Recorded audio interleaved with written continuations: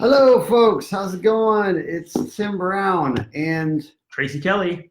today we are talking about white space and web design. And when people come to us nowadays, they ask for clean, Apple-esque websites. Why? Well, it used to be cram as much stuff onto the website. Remember that? Yeah. So people would be like, all right, how do we get every single piece of information at the top of the website right away? Let's try to tell them everything. Let's try to have 5 navigations.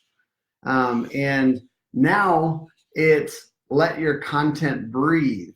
People realize that you need to actually let your content breathe. So in design, and I learned this in design school, I guess I was on kind of the front end of this trend in websites, but it was essentially if you leave space around a particular element. So let's say you leave space around your top headline and it clearly says what you do, it actually gives some visual emphasis to that. So yeah. So I also remember, Tim, it used to be above the fold, like from newspaper days. Yeah, so like people would say, do you have all the information above the fold? Because essentially that was, when you drop a newspaper on somebody's front porch, the only thing you could see was that first page, the first half of the page. And so that's where that comes from. That's what above the fold means. But now at this point, people expect to scroll down a website. So this is still a shift for some people's mindset, but people really do expect to scroll quite a ways. So we used to, let's see how much we can fit in maybe 1 or 2 scrolls. And now there's really, you could actually scroll 10 times down a page. People expect to do that. So it's a pretty big shift in some people's mindset, but it's been happening for about 5 years, 10 years. Yeah. So, gosh, and I know the last thing, Tim, that I really remember is how many times we've been in meetings where people say, it used to be, how many things can we say on this website or on this page specifically? Yeah. And now I think it's how can we make this as clear as possible? Maybe one thing. Yeah. And I mean, I say this all the time, but it's like, no one cares about us. No. Unfortunately. And so if we could say one thing clearly, and yes, we want it to be emotionally evocative. Yes, we want it to really actually describe what we do with clarity, but there are a lot of people trying to say everything on their website. We need you to say one clear thing so people know exactly what you do, why you're different than competitors, and what makes you special. So this brings me to my big shift, and I think that this is the last couple of years in people's mindsets, which is it's not about you as a business. It's actually, you have to write your copy to be completely customer obsessed. So how can you say what you do clearly, but say it in a way that's about the benefit that your ideal customer receives? And so we are absolutely obsessed with helping the companies that we do work for identify who their ideal customers are, and everything in their marketing should be 100% focused on those ideal customers. So instead of being about us, hey, this is what we do, this is so special, it's really about, hey, you're our ideal customer. Here's exactly the benefit that we provide in your situation. Everything is written that way. And this is a huge shift for people. Yeah. Even people that redid their website like 2 years ago. Yeah, this is big. I think what happens is, I don't know if you've been in corporate situations or something like that, but in corporate situations, it seems like there's kind of this power struggle within leadership to kind of get all of their ideas heard. So that's where the emphasis in the web design process ends up. It ends up being about, hey, what do we do? Let's really describe it. And it ends up being really self-focused because each department head is trying to get their voice heard. And that's why it's so good, for businesses to use outside consultants that know what they're talking about. But it's also, like in general, like some people that watch this are just watching for their own self-development. So that's why it's so good that you have accountability partners or you have a coach, somebody on the outside kind of looking that has your best interests in mind that's trying to help you. Yeah, they're one step removed. They're not thinking exactly about what you do, and it kind of gives that outside perspective. Exactly, and people need an outside perspective. Absolutely. And especially when it comes to website design, I've seen so many companies it's hard to advocate for the best possible thing internally when you're worried about your job. Yeah.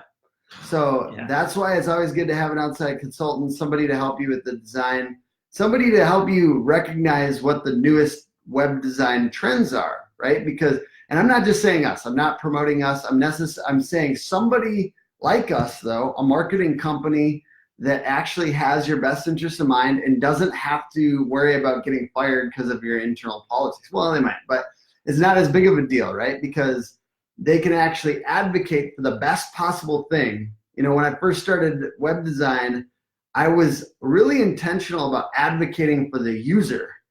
So how can we advocate the best possible thing for the user of this website? And really it comes down to golden rule. What do you want to see when you come to a website? I guess I want to just open it up to you, Tracy. What are you looking for? You often are let's put yourself in the consumer mindset. You're going to websites and thinking about sales tools and things like that. So what are you looking for when you land on that website? Yeah, well, usually I come from Google. So I was looking for something. I want to find what I was searching for. Usually pretty quickly, I want to know how to get a hold of the company if I need to, or either I want to know how to get a hold of them, or I want to figure out exactly the piece of information that I was looking for. And I don't want to have to try very hard to find that information. No, exactly. Honestly, as a consumer, we know this because when we surf the internet, we're looking for the quickest possible information. We're looking to know have absolute clarity, on what we're trying to learn, if it's a piece of information, and we don't want to have to sort through stuff. And I read this book, and our other designer read this book internally about Don't Make Me Think. It's about web usability. So the whole point of the book is I shouldn't have to think very hard to get the information. Assume the people on your website, you're not assuming they're stupid, but you're assuming that they don't want to have to think. Yeah. So, you said contact information. Contact information is also a trust factor. And we focus a lot on, hey, how can we get trust factors to be clear and obvious on every single page? So, trust factors matter because you want to know whether to trust the information that you're getting too. So, who wrote this? Are they trustworthy? Do they have expertise in this area? And if you're on a homepage or a service page, what kind of awards do they have? Do they have testimonials or reviews? Yeah. So we think about trust factors a lot. And that is part of clarity too. Absolutely. Yeah. And then I think, you mentioned you want to be able to get the information and get out. So when we write articles, and I'm veering off the point, but we want to, this goes away from white space.